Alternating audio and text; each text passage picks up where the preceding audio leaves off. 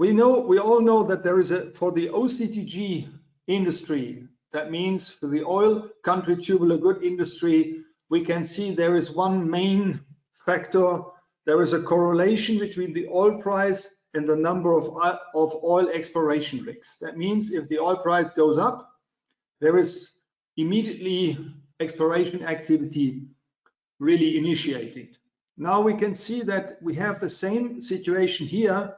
The WTI price went up by 100%. That means it was doubled since November 2020.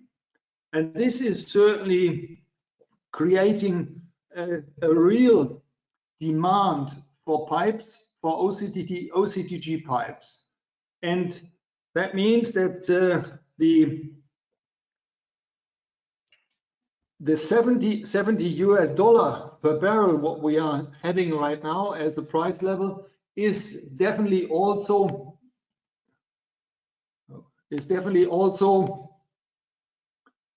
creating a situation where it is worthwhile for exploration companies to really drill for new activities, for new gas and oil, and also for shale gas. I think all the shale gas activities are now restarting again.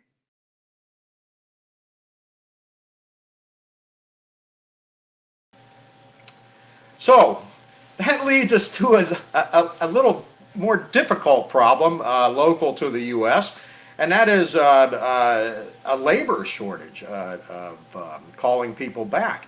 The U.S. government unemployment benefits, as well as the economic stimulus payments, are keeping some people from going back to work, however far out that sounds. But there is an end to all of this in sight, and that's what I'm showing here in the graph on the left-hand side. You can see about April in 2020, the unemployment rate in the gold line peaked, and we still had the unemployment additional benefits that were allotted.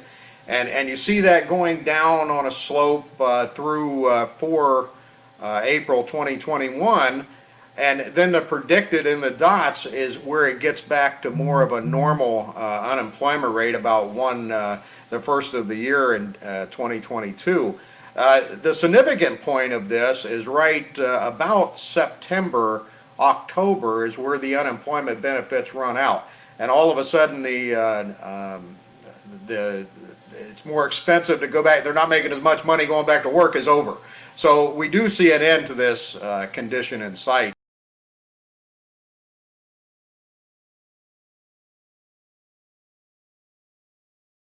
So what I really think is going on here is the Teslification of the industry. So nobody can explain Tesla's share price or market cap.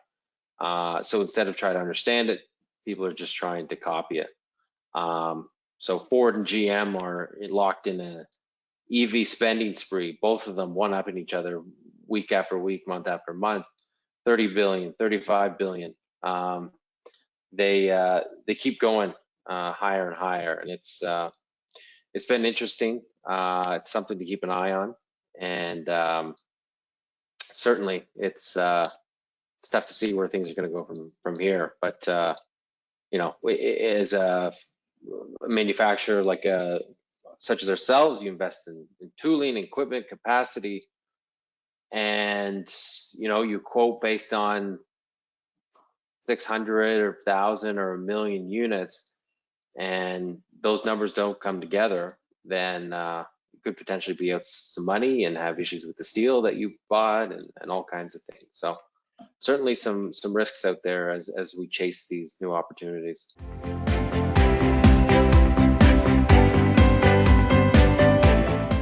We're getting vendors that are quoting us materials, goods, and things, and they're putting limits of 5 days, 7 days.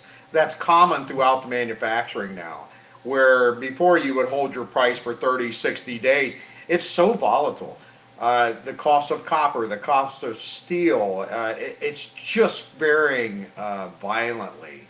And that's a direct result of the supply chain break. I like Nicholas's comments that here in the U.S., you know, they like to buy domestic. Uh, that is a direct result of the supply chain scare, and then the reality that it can be broken again. Not that it, you know, it is now, it has been even worse, but going forward, I think it's the globalization that we all entered into, which, you know, was just dominating, is now broken, and people are thinking much differently. And again, like I said, it's not just the US. I see this in our European division, our China divisions, South America.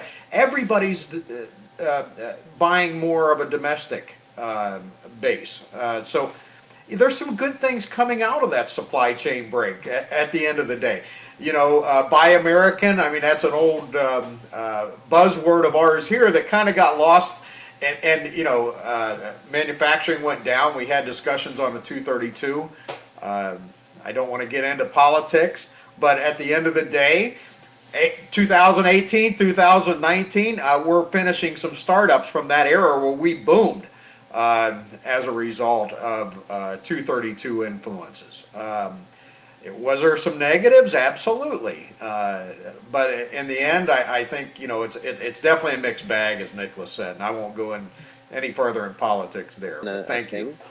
My hat goes off to the steel industry, who, you know, really has done some amazing things with steel, you know, adding increased strength and at the same time formability to really compete with the aluminum options. I know that F-150 in Ford F-150 in 2015 really, or 2014, I can't remember the start of production for that, but it really changed the industry, and all aluminum and all the advertising about aluminum and blah blah blah. And, you know, there was a lot of talk around then, is that going to take over? And thankfully, from my perspective, you know, we're seeing the steel industry really fight back and continue to go after that market share.